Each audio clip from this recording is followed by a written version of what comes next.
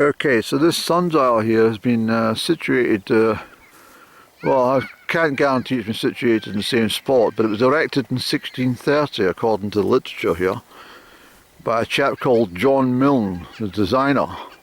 That's Milne with a Y. And it was erected since 1630 for the second Earl of Bertha.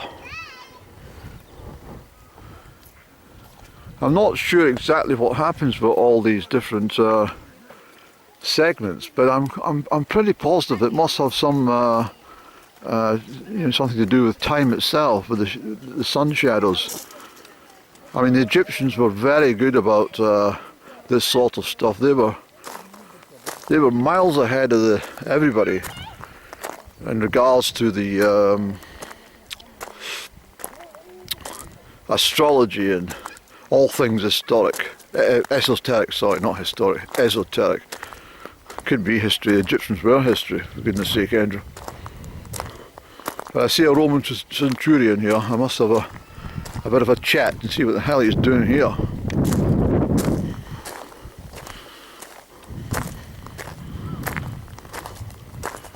No, I don't think he's dressed properly. Hold on. Yes. Well, I'm glad you got the fig leaf on, because I can see you. I can see all your business there, sir. Did Rome not issue you with their uniform? Or was it the Picts that stole it up at Fendock or something, yes? Or was it Small Glen? Yes, they probably did. But, so that's another, I mean, these statuettes are very, very expensive to replace.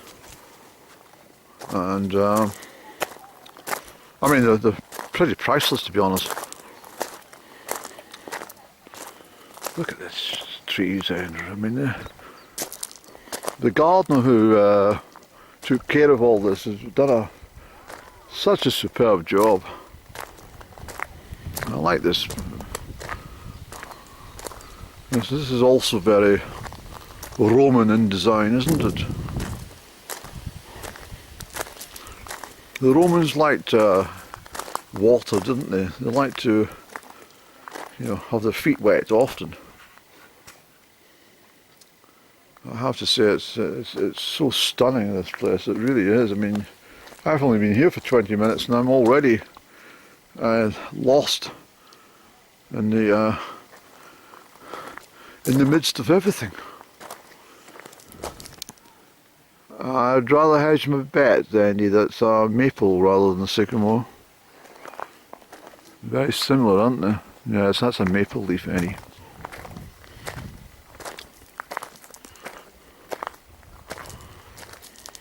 But you see how conifers can be so ornamental in a garden when they're looked after. But people plant these bloody Leylandi hedging and then they forget about it, and it grows about 60 feet high and gets spread all over the bloody place and block people's light and cause subsidence in people's properties and stuff. And well,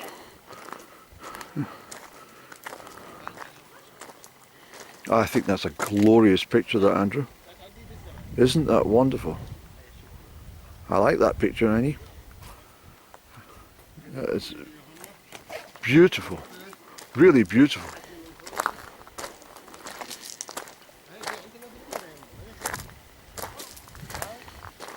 And this beech hedging, I mean, I must try and get back here in the autumn to see this coloured up. And I can hear peacocks.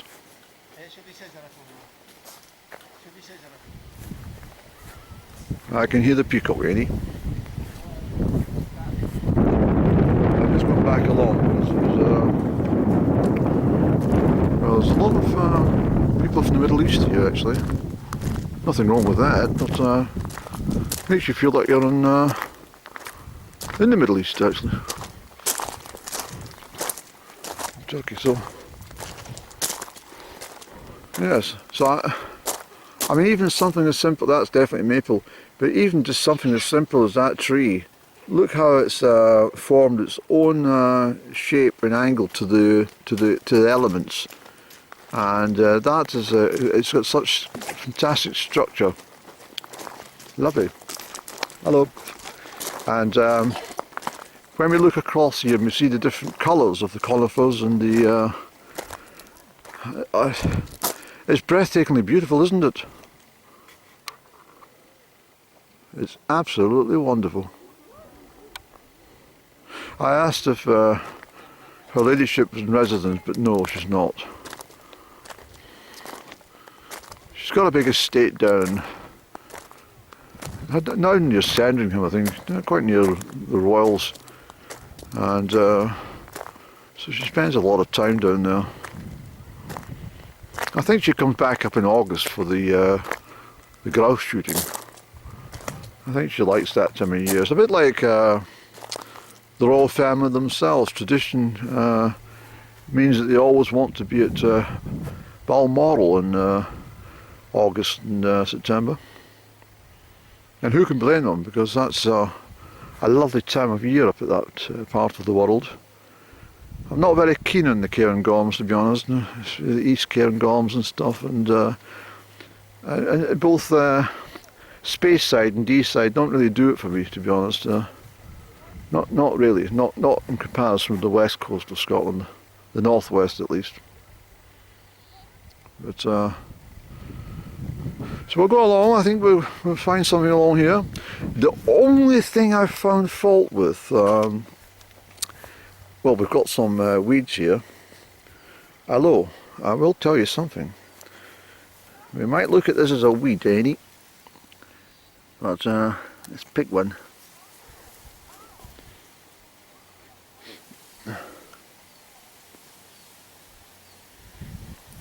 There's a smaller relative of that weed.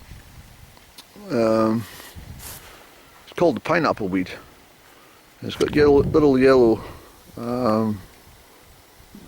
not berries, but sort of lumpy things that come out.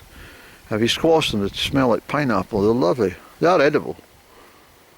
Well, I would not eat them, but I would take them with a drink, a refreshing summer drink. But if you don't know what you're looking for, don't bother. You might end up lying flat out with polonium poisoning or something like that. Oh yeah, so I was going to say that one thing I do not like, and if they're going to have these sorts of borders, they need to have the grass edged. That's probably my only fault of the garden so far. In fact, these gardens, part of the gardens, are not being attended to. There must be a reason for that, Annie. It's probably the gardeners come out one morning and say, "Oh, to heck with this, let's go somewhere different. Can't be bothered with this today." So I think we'll take a shortcut through here actually to the fountain.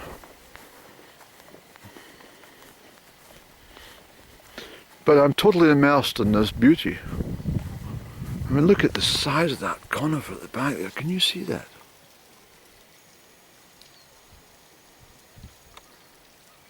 I mean, you could live inside that. In fact, somebody might have their house inside that. That's the way to camouflage where you stay, isn't it?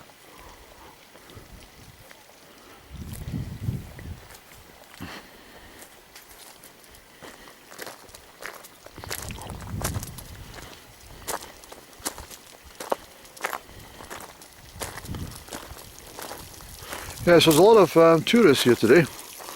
And as I said, there's a lot of people with of Middle Eastern origin, and a lot of Spaniards, believe it or not.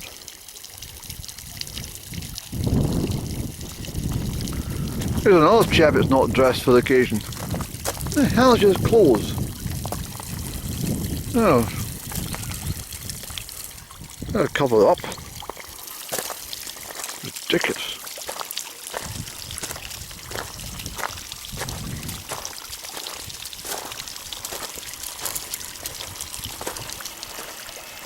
Look at these white roses. I don't think I often see white roses. Let's see if there's any scent, any. Oh my goodness, what a beautiful thing you are. I'm not joking, Bubble. You are the loveliest rose I've ever set my eyes upon. What a beautiful thing you are. What a beautiful scent, Andy.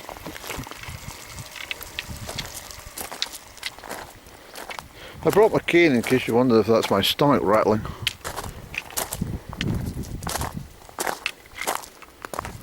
Traditional walled garden, Andrew. Abercairn's got a big walled garden too. It was very... In fact, Arvrec School had one too. They were a must in the Victorian era. You couldn't build a house unless you had a walled garden. I'm not sure if this is just a parapet. Yes, it's probably not. There's a little breeze picked up, Annie, but I don't think it's affecting our chit-chat here. But I will keep an eye on my time because we don't want our... we're alright so far. Here's another view up to the castle. I probably think that, yeah, see, some of these trees are getting sizable now, aren't they? Yes, when I think back, but they're still all right. They're still within what do you call it? Scale. Yes, within scale of the building overall. Yes, I was mistaken. It's not the walled garden, and it's a parapet. And I know this is what it's for. It's for the Drummond Loch. No, that's not Drummond Loch, any.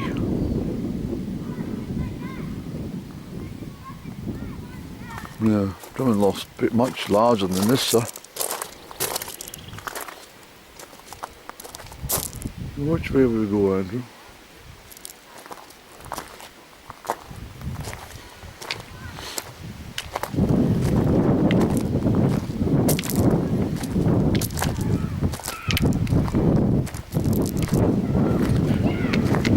You probably hear the children in the background. I can imagine there'd be a lot of excitement for the child to be in a fantastic place like this. Running around crazy playing hide and seek. Yes. These are marvellous, aren't they?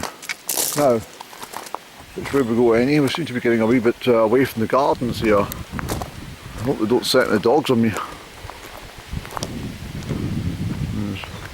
I thought I heard peacocks, but even more than that, there's some young peacocks, there's chicks over there.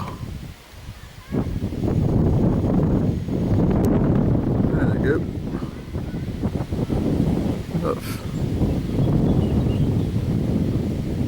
They're not long born, those chicks, are they?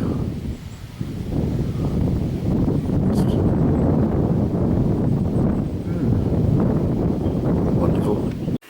So I'm going to sit over here and I'm going to have a cigaretto, Andrew, and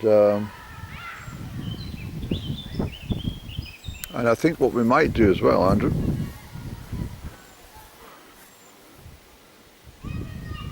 I will go down to that tree and we'll sit and have a chat with the old tree. Goodness me, the children are very excitable. They're over at the pond area. I don't know what they're playing at, but there's a lot of activity over in the background there. Just as well they've been supervised. But, so yes, I'm going to go down there and have a sit with that tree, because it's probably been there for a long time. Blackbirds. Absolutely, I can't get over how beautiful this place is. Sit in the storm. There's two things that are good for you, Andrew, and one of these is sitting on a stone, and the other is leaning your back against a tree, sitting at its base. But we'll sit off just now while we have a cigaretto. I heard a rendition of Happy Birthday to You, so it must be one of the children's birthday parties or something celebrated. But this is a fine old oak tree, and oak trees are generally male, but I get a feeling this is a female, this one. know what tells me this. Well, when I say male and female, of course the females produce the acorns, but we'll get a sit down here.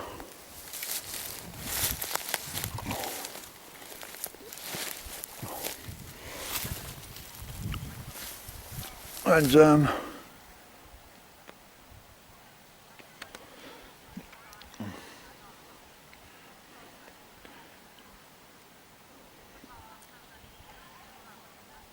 I hear geese somewhere as well.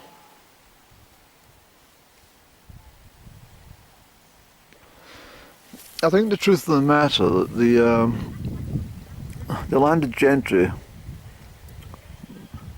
depending on your own opinions, of course, but I don't think they were terribly bad for society. I mean, they offered a lot of employment to a lot of people who would otherwise not have employment. And they offered housing. I mean, this estate is absolutely covered in cottages that belong to the Drummond Castle estate. And so they put up people in homes, and all they expected in return was a week's work off them. 6 days a week, I think it was. Sometimes 7 in the farming community. But I have to say that it was. They also offered most of the estates, at least, offered firewood and even coal to their residents on the estate, and quite often they were given, freedom to catch rabbit and the odd pheasant and stuff like that too. I don't think it was all bad. But, it's really lovely to be just relaxed under this old oak tree.